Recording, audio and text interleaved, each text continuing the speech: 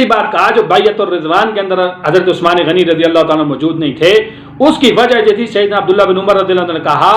کہ اگر اس مکہ کی وادی کے اندر حضرت عثمان سے زیادہ کوئی عزیز ہوتا، عزت والا ہوتا تو اللہ کے نبی اس کو بھیجتے۔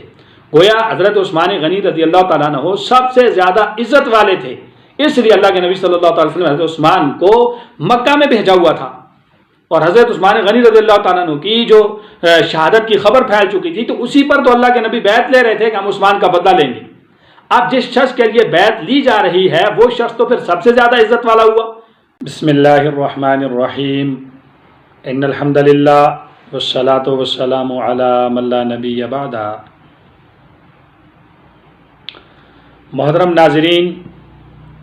جیسا کہ آپ احباب اچھی طرح جانتے ہیں کہ یہ سوشل میڈیا کا دور ہے، ہر بندہ چونکہ سوشل میڈیا کے ساتھ منسلک ہے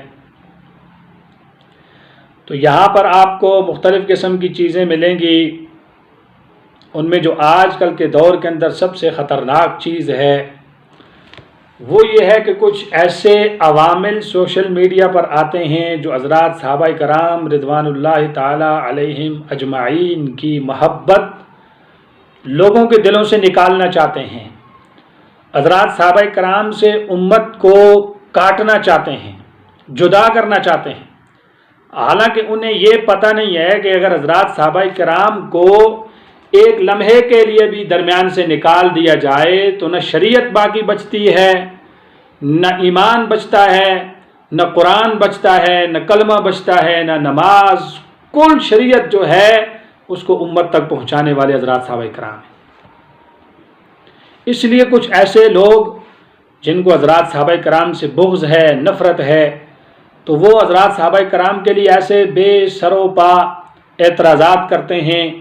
جن کا کوئی وجود نہیں ہے، جن کا کوئی اعتبار نہیں ہے۔ حال ہی کے اندر آپ نے دیکھا کہ یاسین قادری نامی شخص نے سیدنا عثمان غنی رضی اللہ تعالی عنہ پر ایسے الزامات لگائے، ایسی زبان استعمال کی الیاذ باللہ کہ ایک مسلمان اس کے بارے میں سوچ بھی نہیں سکتا، اور اب جب اس کی دم پہ پاؤں آیا تب وہ کہتا ہے کہ میں اپنی باتوں سے رجوع کرتا ہوں۔ رجوع کرے گا تو تیرا باپ بھی رجوع کرے گا، تیرے بڑے بھی رجوع کریں گے، یہاں نہیں کرو گے تو محشر کے میدان کے اندر کرو گے۔ ہر گستاخ صحابہ اپنی بات پر پریشان ہوگا، ہر صحابہ کے ساتھ بغض کرنے والا اپنے عمل پر نادم ہوگا، ہر صحابہ کے ساتھ اور صحابہ کے معاملے میں گھٹیا زبان استعمال کرنے والا اپنی باتوں سے رجوع کرے گا۔ اگر تو اپنے موقف کے اندر ٹھیک تھا کیوں رجوع کرتا ہے؟ پھر تو رجوع کرتا ہے اس لیے کہ جب تو نے دیکھا کہ امت مسلمہ اور مسلمان جتنے بھی تھے ان کی دل آزاری ہوئی ہے اور انہوں نے جب تیری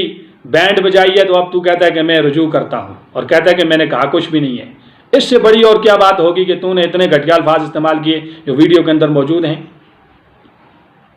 بہرحال ایسے دور کے اندر حضرات صحابہ کرام کا دفاع کرنا ہر ایمان والے، ہر مسلمان کے لیے ضروری ہے، فرض ہے، ہم اس کو فرض سمجھتے ہیں۔ جس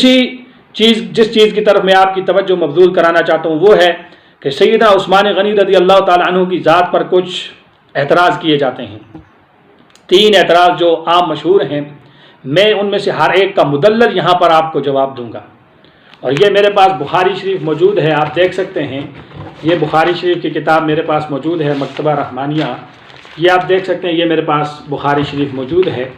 آپ اپنے گھر کے اندر بھی جا کر دیکھ سکتے ہیں۔ اس کے اندر یہ دیکھیے حدیث 4066 نمبر یہ حدیث ہے، جلد ثانی ہے، اس کے اندر یہ حدیث موجود ہے۔ وہ یہ ہے کہ مصر کا ایک شخص حج کرنے کے لیے بیت اللہ کے اندر تشریف لایا، تو اب اس نے دیکھا کہ یہاں پر کچھ لوگ ایک جگہ پہ جمع ہیں۔ اس نے پوچھا کہ یہ کون لوگ ہیں؟ کہا یہ قریش والے ہیں۔ اچھا جی، یہ قریش والے ہیں تو ان میں سے جو سب سے زیادہ علم والا ہے، سب سے زیادہ بڑا ہے، مجھے اس سے ملائیے۔ لوگ اس کو سیدنا عبداللہ بن عمر رضی اللہ تعالیٰ عنہ کے پاس لے گئے۔ یہ بخاری شریف کے اندر موجود ہے، آپ جا کر مترجم کے اندر بھی دیکھ سکتے ہیں، بخاری شریف کے اندر بھی آپ دیکھ سکتے ہیں۔ اب یہاں پر لوگ جب اس کو سیدنا عمر رضی اللہ تعالیٰ عنہ کے پاس لے گئے تو اس نے 3 اعتراض کیے جو آج کا رافضی اور یاسین قادری جیسا مبغض انسان وہ بھی کرتا ہے، اور ان میں سے ہر ایک کے جواب آپ بخاری شریف سے سنیں گے کہ جب اس نے 3 اعتراض کیے، اس نے کہا سیدنا عبداللہ بن عمر رضی اللہ تعالیٰ کے پاس آیا اور اس نے کہا کہ میں تمہیں اس بیت اللہ کی حرمت کا واسطہ دیتا ہوں، میں آپ سے کچھ باتیں پوچھوں گا، آپ مجھے صحیح بتائیں گے؟ انہوں نے کہا بالکل ٹھیک بتاؤں گا، میں تو اللہ کے نبی کا صحابی ہوں، میں تو جھوٹ نہیں بولتا، میں تو جیسے بات حق ہے بالکل بتاؤں گا۔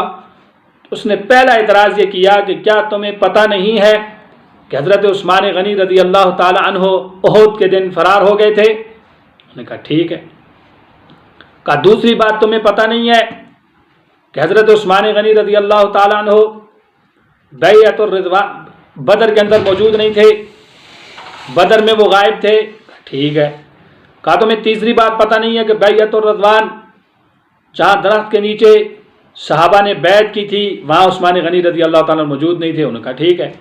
اب یہ 3 اعتراض اس مصر کے آدمی نے سیدنا عبداللہ بن عمر رضی اللہ تعالیٰ عنہ کے سامنے کیے اور انہوں نے اس کا جواب دیا۔ چونکہ مصر والوں کو حضرت عثمان غنی رضی اللہ تعالیٰ عنہ کی کچھ باتوں سے اعتراض تھا، انہیں بھی ان کے دل کے اندر بھی بغض تھا، تو اس لیے عثمان غنی رضی اللہ تعالیٰ عنہ پر اعتراض کی کوئی وہ جگہ چھوڑتے نہیں تھے۔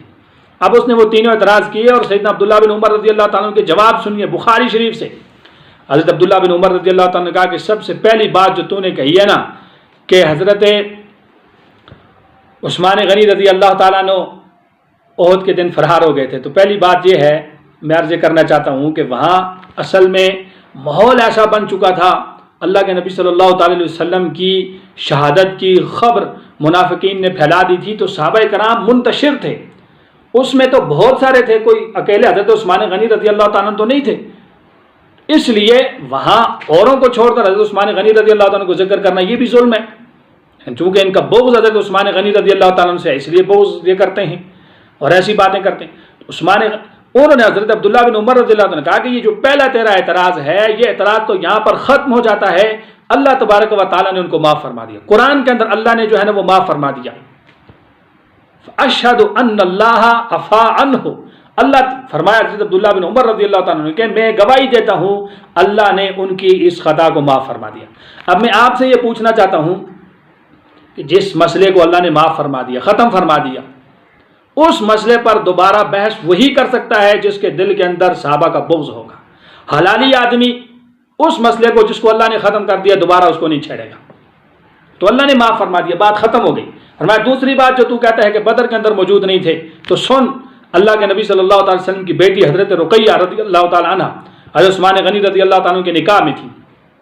تو حضرت عثمان غنی رضی اللہ تعالیٰ حاضر ہوئے تھے غزوہ بدر میں جانے کے لیے، لیکن اللہ کے نبی صلی اللہ علیہ وسلم جو خود شارع ہیں، شریعت والے ہیں، انہوں نے یہ کہا کہ آپ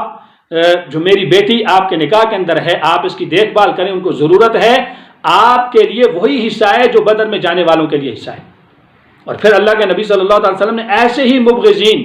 ایسے ہی عداوت اور بغض رکھنے والوں کے بغض کو ختم کرنے کے لیے، ان کے جواب اور ان کے منہ پر تمانچہ مارنے کے لیے اللہ کے نبی صلی اللہ علیہ وسلم نے جتنا بدر میں حاضر ہونے والوں کو حصہ دیا اتنا عثمان کو بھی حصہ دیا کہ پتہ چل جائے کہ عثمان بھی بدری صحابہ میں سے ہے۔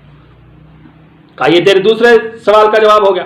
تیسری بات کہا جو بیعت الرضوان کے اندر حضرت عثمان غنی رضی اللہ تعالیٰ موجود نہیں تھے، اس کی وجہ یہ تھی، سیدنا عبداللہ بن عمر رضی اللہ عنہ نے کہا کہ اگر اس مکہ کی وادی کے اندر حضرت عثمان سے زیادہ کوئی عزیز ہوتا، عزت والا ہوتا، تو اللہ کے نبی اس کو بھیجتے۔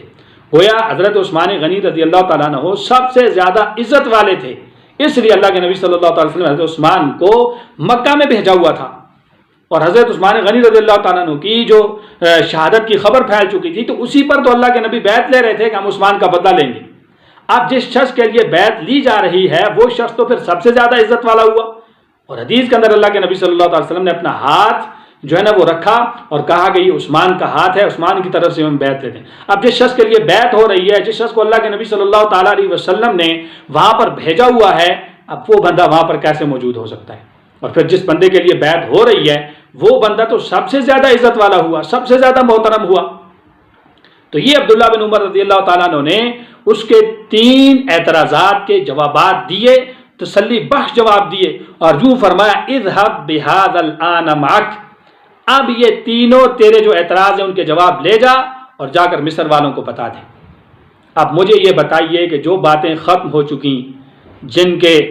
اللہ کے نبی صلی اللہ تعالی وسلم نے جن کے جواب دے دیے، اور جو اللہ کے شریعت کی طرف سے جن کو اللہ نے معاف فرما دیا. اب ایسی باتوں کو لے کر حضرات صحابہ کرام پر اعتراض کرنا، اس کا کیا معنی؟ اینچے معنی دارت. پھر اس کو ہم کیا سمجھیں؟ ہم اس کو یہی سمجھیں گے کہ ایسے جو صحابہ کرام کے ساتھ بغض کرنے والے ہیں اور صحابہ کرام کے لیے ان کے دلوں کے اندر نفرت ہے، ایسے لوگ ایسی باتیں کر سکتے ہیں. تو بہرحال